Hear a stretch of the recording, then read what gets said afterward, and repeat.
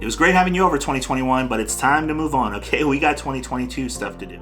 I genuinely feel like I accomplished a lot in 2021. I got a promotion at work, I bought a house, but the weird thing is none of those were actually goals of mine, at least not in the traditional sense of the word. So when I sat down and started looking ahead to the possibility of things to come in 2022, I realized I never used to be excited for the future. In fact, I always dreaded New Year's with everyone making their resolutions and anytime we had to do any sort of goal setting workshops, whether they were at school or at work. And I wasn't smart enough to know why then, but I know why now. That stuff always bothered me. It was because I was lost. I really didn't know who I was or how the world perceived me or what in the hell I wanted to do with my life. And maybe some of you feel like that too. And if you'll let me, I'd like to share with you not only how and why you should look at goals differently than perhaps you do now, but I also want to share a couple insights with you that really shifted my entire outlook on life itself. So let's start off with why you should set goals in the first place. It goes back to something I just mentioned a second ago. It really helps you discover who you are, how the world sees you, and what you want to do with your life. And I really feel like each one of those factors has two different components to it that either you don't have yet or it's skewed a little bit. So starting with the first one of who you are, to me, that comes down to self-respect and humility. How the world perceives you is all based on self-acceptance and competency. And what the hell you want to do with your life is all based on direction and fulfillment. And if you're having trouble making sense of any of these, I want to remind you that later in the video, I'm going to show you something that really helped change my outlook and perspective on life itself. And I'm hoping that it will help some of you in the same way.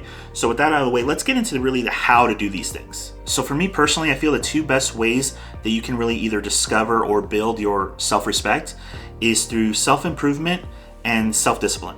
So when it comes to self-improvement, I truly believe that if you're constantly in pursuit of making sure that you're the best version of yourself today and better than you were yesterday, that's going to help you have pride in yourself.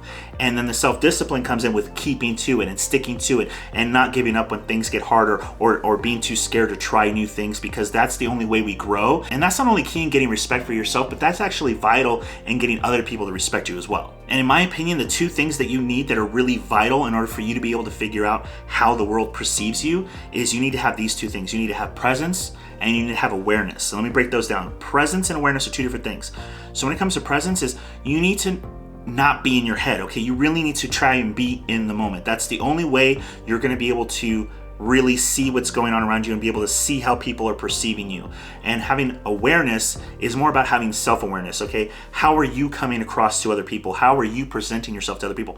So many people are not self-aware. They think that they're 6 feet tall when they're really 5'4". And it's like, what are you doing? Why are you acting this way? They just have a completely skewed perception of who they are, and that's causing them not to be able to see how the world sees them, which can benefit you, I guess, if you're an egomaniacal maniac, but for the most part, it's probably gonna do more harm than good. Now, before I go over the two vital components for figuring out what you wanna do with your life, I should have mentioned this earlier, is one of the key components that can really help guide you in the right direction in terms of that is jealousy. So it's not necessarily jealousy for material things, like if someone has a nice car or a nice house and you're jealous, that's not it.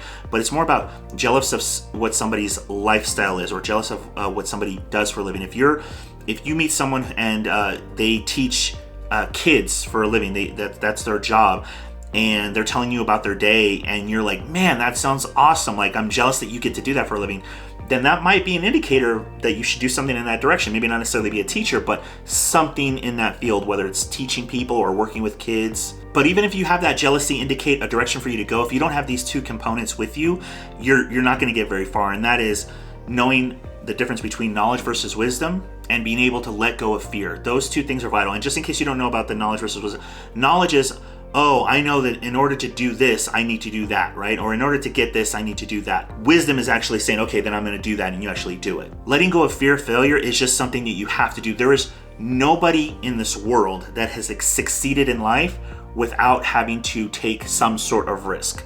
And in order to take some sort of risk, you have to realize that there is a possibility that you could fail. But letting that fear go and doing it anyway is the best way you find what you're meant to do with your life. And keep in mind, failure is actually a really, really, really good teacher. Every time I've made a huge leap or a huge progression in anything in my life, whether it's stand-up comedy or marriage or anything, relationships, I failed at something first, and that helped teach me where I was lacking, where I needed to improve, what I needed to shift. It's all a teacher.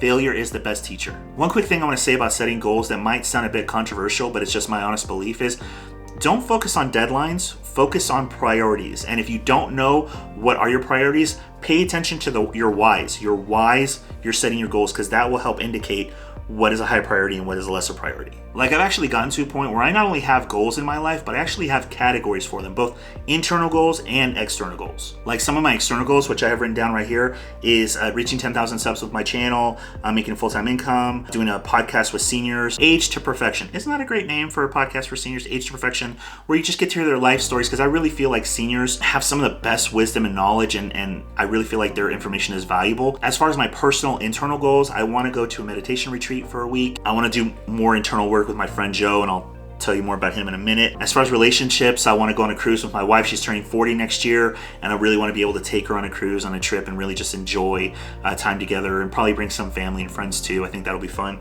So now let's talk about Joe and how he was one of two instrumental pieces in changing my entire outlook on life. And whenever I think of him, I think of the Lao Tzu saying, when the student is ready, the teacher will appear, because that's exactly how our relationship began. He was my martial arts teacher. He was teaching for free in the park on the weekends, met him through a friend. He was really instrumental in giving me a couple tools and helping me change my way of thinking that has really impacted me to this day. So the two biggest gifts that he gave me early on, and they really are the gifts that keep on giving, is meditation, which I mentioned earlier, and accountability. And I could almost do a whole separate video on that alone. But the biggest takeaway I got from Joe, which still serves me to this day, is one of the only things that you can control in this entire world or your life is your thoughts.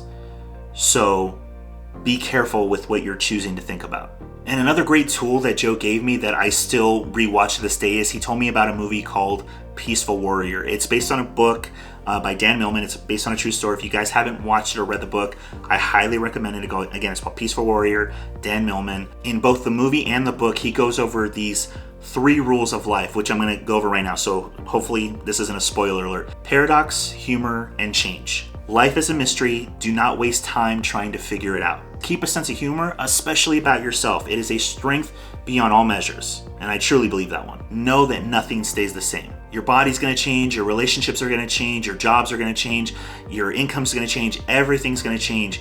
Fighting it is pointless and exhausting.